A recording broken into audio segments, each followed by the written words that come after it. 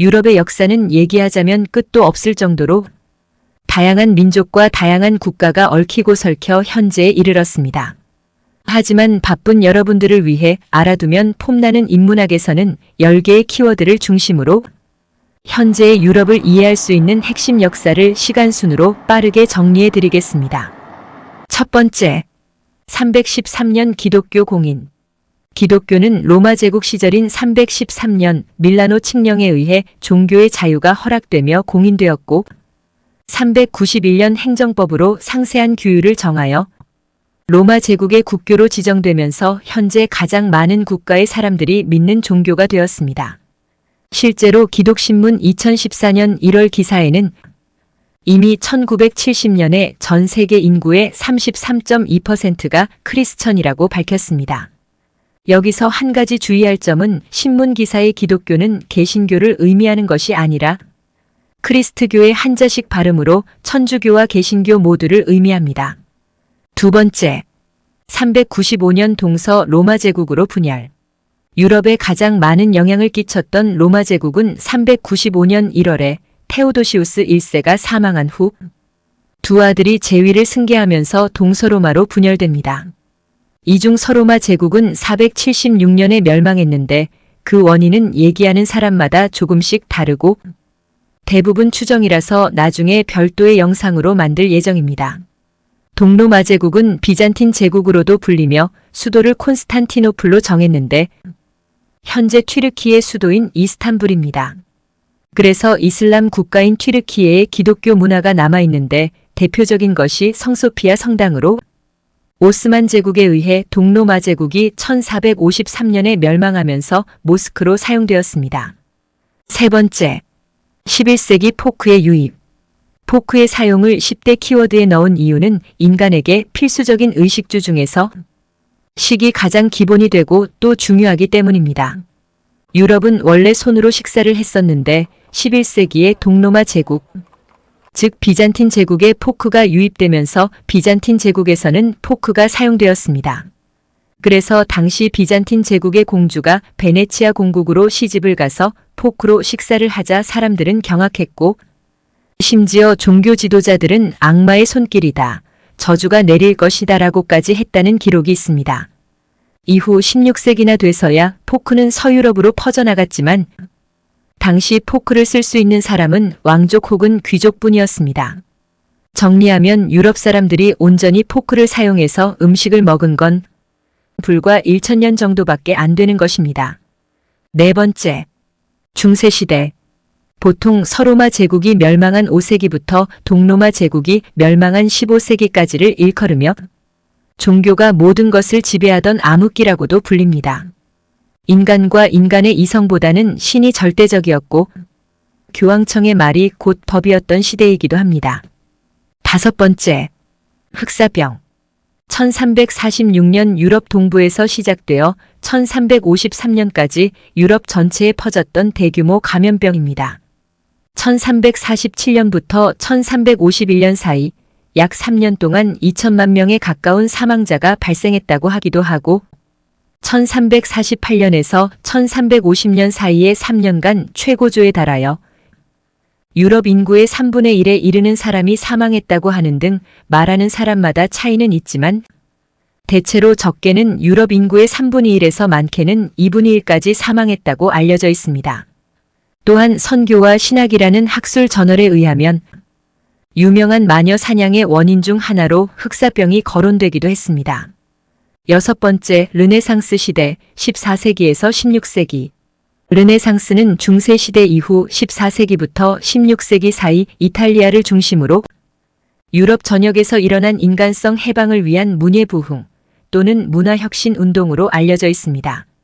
하지만 19세기에 들어서면서 나타난 역사의 한 시대가 아닌 인간의 이성을 중시하는 하나의 정신으로 봐야 한다는 주장에 공감대가 형성되었습니다. 또한 이런 거대한 사회 현상이 어느 날 갑자기 하나의 사건으로 시작되는 경우는 없기 때문에 동로마 제국 멸망이 가까워오자 서서히 기존의 불합리한 가치관을 타파하고 인간의 이성을 중시하는 문화가 생겨난 거라고 보는 학자도 있습니다. 역시나 다음에 상세한 영상을 만들어 보겠습니다. 7번째, 금속활자 발명, 1450년경.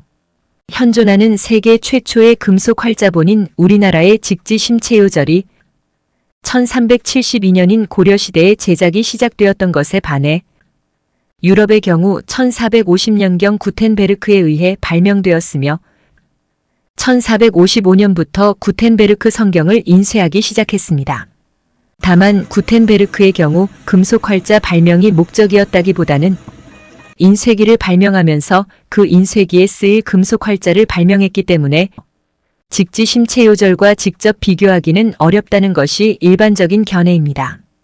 중요한 것은 금속활자 발명을 통해 인쇄술이 발달하면서 인류는 기록을 대량으로 남길 수 있었다는 것입니다. 그것이 결국은 인류 문명에 있어 비약적인 발명을 이끌었다고 볼 수 있습니다. 실제로 루터의 종교개혁 시점인 1517년까지 유럽에는 인쇄소가 240개나 세워졌으면 무려 약 2천만 권에 달하는 책을 인쇄한 것으로 알려져 있습니다. 이후 대항해 시대를 이끌었다고 평가할 수 있는 콜럼버스의 경우 독서광으로도 알려져 있습니다. 8번째, 대항해 시대의 시작, 1492년. 대항해 시대의 시작이 정확히 언제인가에 대해서는 이견이 있고 저 역시도 포르투갈의 애니크 왕자로부터 시작되었다고 생각하지만 대중에게는 1492년 콜럼버스가 1차 항해를 떠나 현재의 바하마 제도의 산살바도르 섬을 발견한 것으로 알려져 있습니다. 대항해 시대는 현재의 아메리카 대륙에 있었던 아즈텍과 잉카 제국이 스페인에 의해 무너지고 동서양 무역이 이루어졌고 태평양과 과밀한 말이 탄생했으며 임진왜란에도 영향을 미쳤고 산업혁명을 탄생시킨 세계사의 중요한 흐름이었습니다. 대항해 시대의 더 자세한 내용은 첫 번째 고정 댓글의 링크에 있는 영상으로 확인하시면 훨씬 도움이 됩니다. 9번째, 종교개혁, 1517년. 르네상스 시대인 1517년 마르틴 루터가 95개조 반박문을 발표하면서 시작된 기독교 내부의 대규모 개혁운동을 일컬으며 그리고 비슷한 시기인 1543년에는 코페르니쿠스가 지동설을 주장했습니다. 그런데 종교개혁이 일어난 이유는 꽤 의미심장한데요. 우리가 익히 알고 있는 내용인 면죄부를 팔았기 때문보다 좀 더 복잡합니다.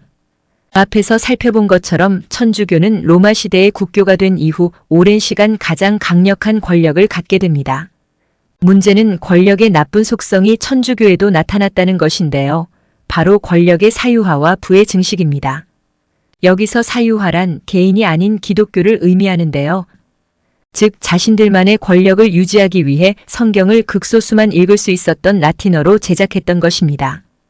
따라서 일반 사람들은 성경을 제대로 읽을 수 없으니 신의 말씀을 전하는 사제가 아니면 신의 말씀을 들을 수도 없었고 성경도 읽을 수 없었습니다.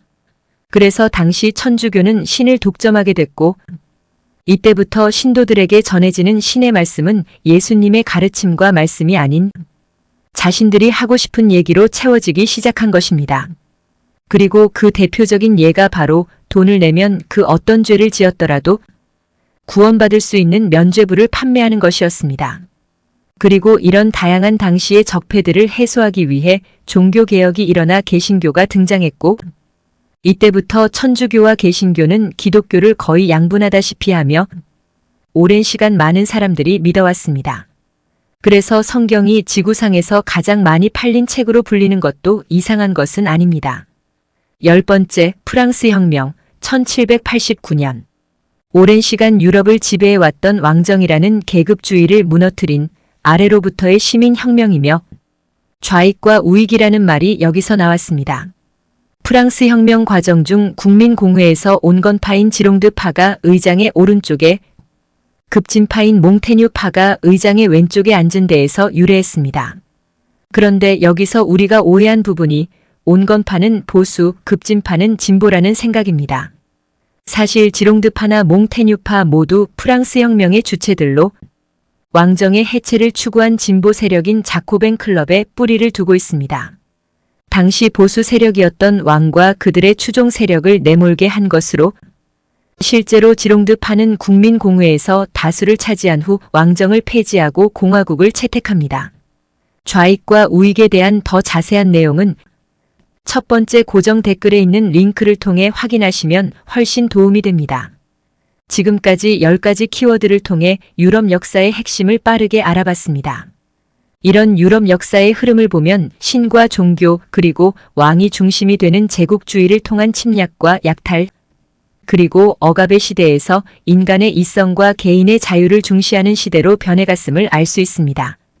각 사건이나 변곡점마다 세세하진 않지만 유럽 역사의 흐름을 개괄적으로 파악한다는 의미에서 영상을 보시면 도움이 될 거라고 생각합니다. 또한 특정 사건에 대해서는 더 상세히 알아둘 필요가 있기 때문에 별도의 영상으로 제작할 예정입니다. 고맙습니다.